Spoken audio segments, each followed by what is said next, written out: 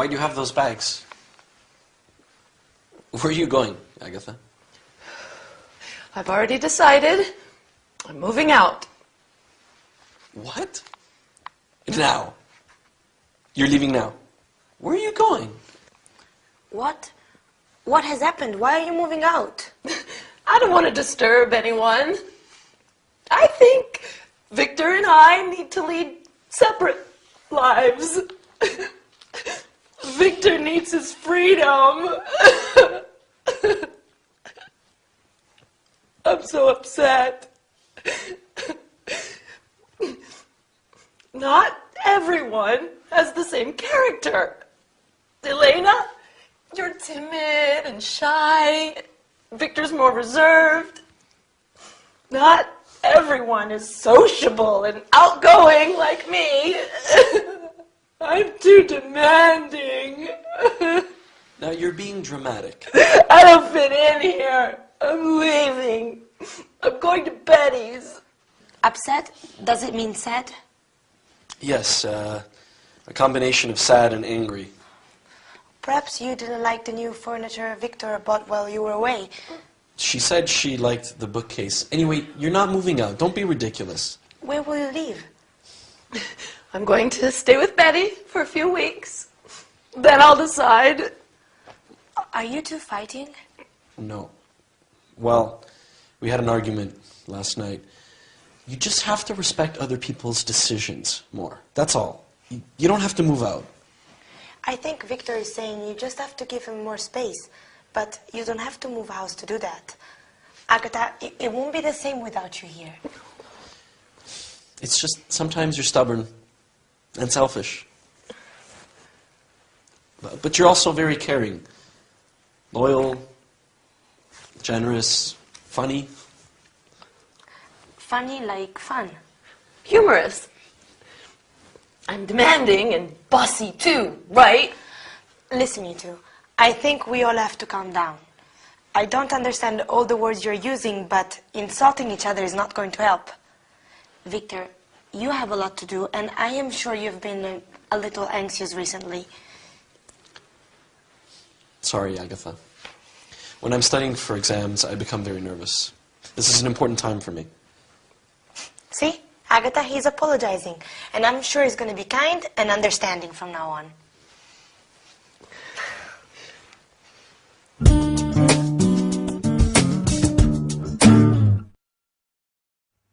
Hello everyone, welcome to your English lesson with me, your charming, kind and modest Gabrielle.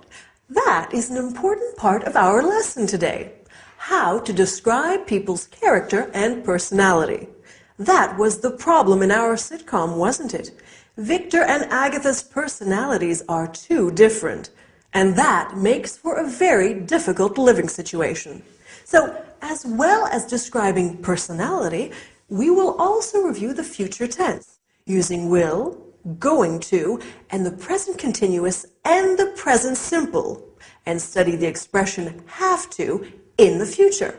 Oh, I'm giving a party next Saturday. It's Dylan's birthday. Are you going to come? Sure, you'll love it. Right, first let's review the future tenses. Do you remember when we use the verb to be plus going to? That's right. We use it to talk about future plans and intentions. Like when Agatha says, I'm going to stay with Betty. We also use it to talk about predictions based on what we can see at that moment. For example, saying, I think it's going to rain when you can see storm clouds. And when do we use will? We use it with offers. I will help you carry your bag. Promises. I won't come home late. Predictions without evidence. You'll love the film. And instant decisions. I'll have a ham sandwich. Now, to talk about the future, we also use the present continuous when we want to talk about future arrangements.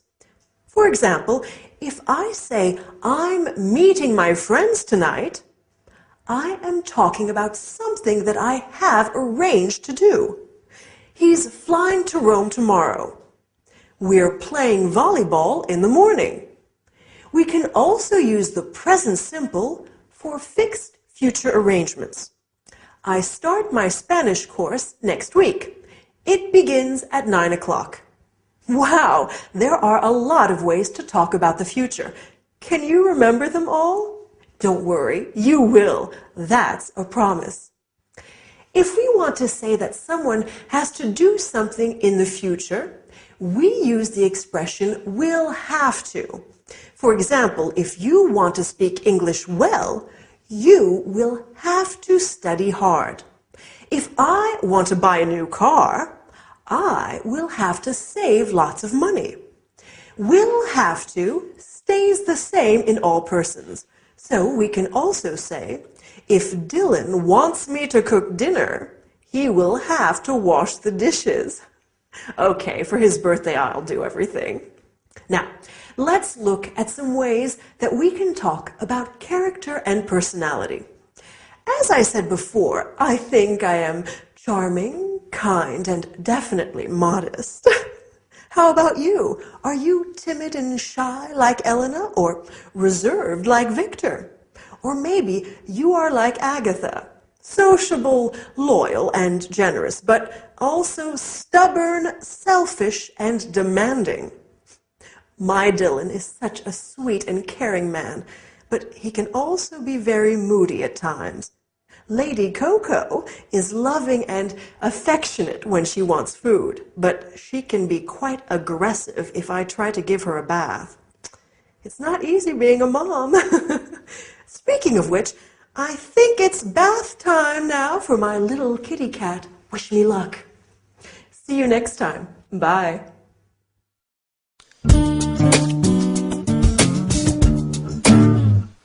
Did you get caught in the rain? Is it still raining? Well, I wasn't swimming in the Thames. The rain started while I was riding back from class. It's still raining now. Oh, this weather's terrible. Come and get warm.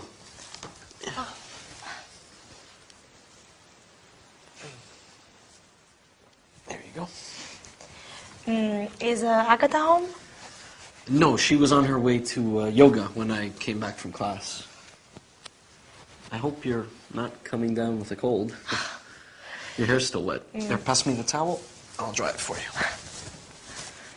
you. Thanks. That feels nice. Last night, when I came back from work, it was also raining. That's London. If you move a little closer, I can reach the back of your head better.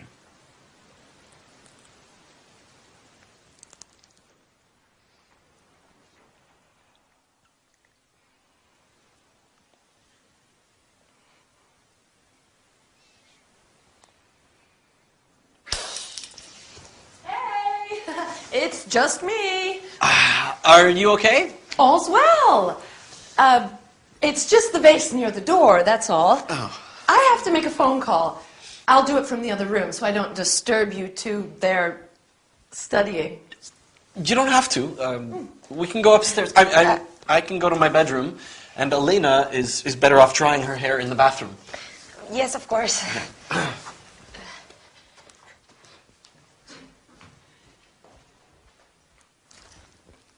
Oh, I have to tell Betty. I can't wait.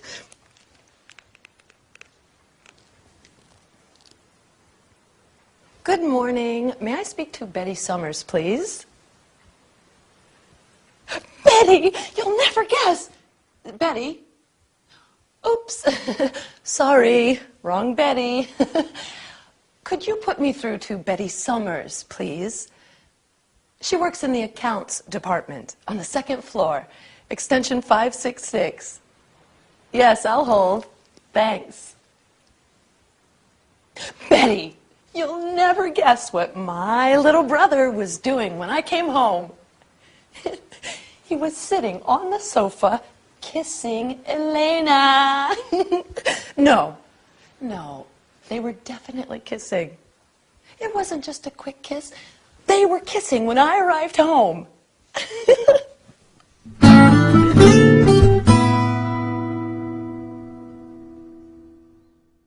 No, no, listen, Mom, I have to go.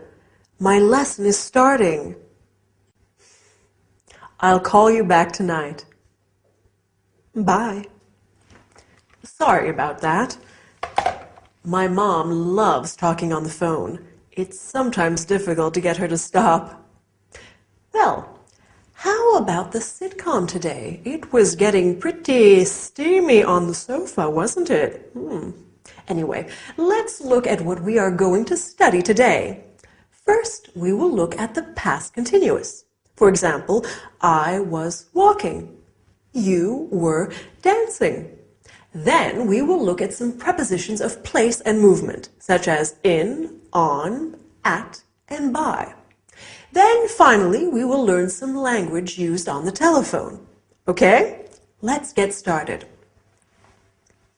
So, when poor Elena came in, she said that the rain started while she was riding back from class. This is an example of the past continuous. The verb to be in the past, so was or were, plus the verb in ing. I was cycling. You were speaking. She was studying. We use the past continuous to describe an action that was in progress in the past. We often use it with the past simple to describe a long action interrupted by another action. For example, I was walking down the street when I saw John. She was washing the car when it started to rain. We also use it to describe two past actions happening simultaneously. As Agatha said, he was sitting on the sofa kissing Elena, meaning he was sitting on the sofa and he was kissing Elena. I was cutting the vegetables while Dylan was pouring the wine. Do you see? Now, let's look at some prepositions of place and movement. Has anyone seen my bag? Oh, here it is on the table. Oh, I'm so forgetful. I can't remember where I put my keys either. Oh, silly me. Here they are in my bag. I remember I put them into my bag so I wouldn't lose them.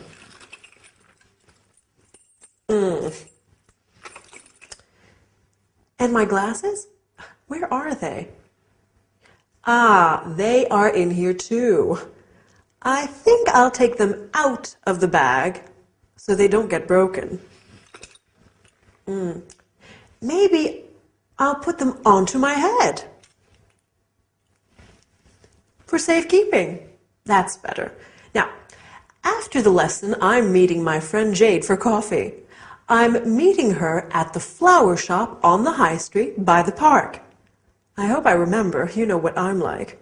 Okay, finally, I want us to study some telephone language. Do you remember what Agatha said on the phone? She said, "May I speak to Betty Johnson, please?" This is how we ask for someone on the phone. Then she said, "Could you put me through to?"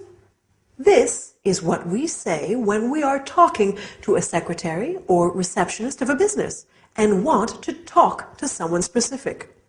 Please hold on. To be on hold means to wait to be connected to someone. You often hear some really dreadful music while on hold.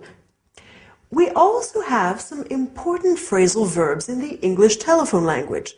To pick up is to answer the phone, and to hang up is to end the call. Okay? So now you know how to have a phone conversation in English. Good work. Well, that's all for today. See you next time, or maybe give me a call. Do you want green tea or black, Agatha? Oh, green, please. It's supposed to be very good for you. You've never had green tea before, Agatha. You said it tastes bitter. Are you starting a new diet? No, I just think I need to be a little healthier. When I was a young girl, I loved watching Mother make afternoon tea. Her grandmother taught her how to make a proper pot of tea. When we were children, Agatha and Betty would help Mum make her special jam drop biscuits. Oh, what are jam drop biscuits? They're biscuits, which you push your thumb into to leave a little hole to put the delicious homemade strawberry jam into. Dad and I love them. Our cousins always had apple cakes with their tea, but jam drops were our favorite. Although Aunt Mary has always made marvelous jams. This tea is good. Mum sent it from Manchester. That's where our grandmother's from. She goes often to visit relatives and old school friends. Oh, where are you two from originally? Well, Mum's family is from Manchester, and Dad's from the U.S. We spent our school years living with our dad's family in Arizona until he was transferred here with work. Then we lived in a flat in Flagstaff, and we used to visit our grandmother. Oh. On the farm, in the country. Okay, guys, I have something to tell you. I've just been to the doctor's and... Oh, is everything okay? You have been ill a lot recently. Have you taken those vitamin pills I left on the table? Victor, I'm pregnant. How long have you known? Have you told Harold? I've just spoken to him, although he's suspected for weeks. His transfer has just come through, and he's coming back to London for good. That's fantastic news. I wonder who that is. I'll go.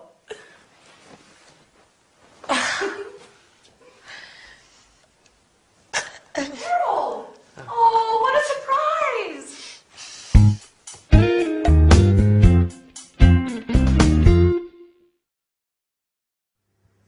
Hi there! Big news for our friends in the sitcom today. No wonder Agatha is being so careful with her diet lately. And that's great news about Harold coming back, isn't it? Anyway, on with today's lesson. We're going to study the present perfect. For example, I have lived here for 2 years. Then we are going to look at questions and expressions with the word like. I like tea. I would like some carrot cake. Do you remember what Lady Coco is like? Here she is. I'm sure you like her. Finally, we will look at how to describe your childhood. I'm curious. Are you ready? Let's get started. So, in the sitcom today, Elena said, "You've never had green tea before." This is an example of the present perfect. We make the present perfect with the verb have plus the past participle of the verb. I have seen this film twice. We use the present perfect to talk about experiences in our lives when the time is not really important. I have been to India. I have been to South Africa. I've been to France, for example. We can also use it to describe an action that started in the past and continues up to now. He has lived here since 1999. It means he's still living here. I've been singing since I was a child, and I keep doing it now. Another use of the present perfect is to describe an action that happened in the past that has a result in the present, an influence on it. Have you done your homework? Yes, I have. So you can go out now. Agatha said, I've just spoken to him, and now he knows everything. We use the word just when the action happened very recently. You have just learned how to use the present perfect. Well done. Now, let's look at the word like. We use like in many ways. For example, I like chocolate, and I would like some chocolate ice cream. We can also say, I look like my mom. He looks like a rugby player, to describe somebody's physical appearance. We can use like to compare things. Your hair is like silk, or your eyes are like stars. We can also say, what is he like? to ask about someone's appearance and personality. What is Dylan like? He's kind, generous, and very handsome. Compare this to the question, how is he? He's fine, thanks. We ask, how is he, when we are inquiring about someone's health and well-being. How are you? I hope you are fine as well. In our sitcom today, Agatha talks about her past. When we talk about our childhood, we often say, when I was a little girl, or when I was 14. We talk about our past using the simple past tense. Victor says, we spent our school years living with Dad's family. This is another way of describing our childhood. Agatha says, we used to visit our granny. We use used to talk about things that we did regularly in the past. When Lady Coco was a kitten, she used to play with her tail all day long. Anyway, that's all we have time for today. Hope you enjoyed the lesson. Bye!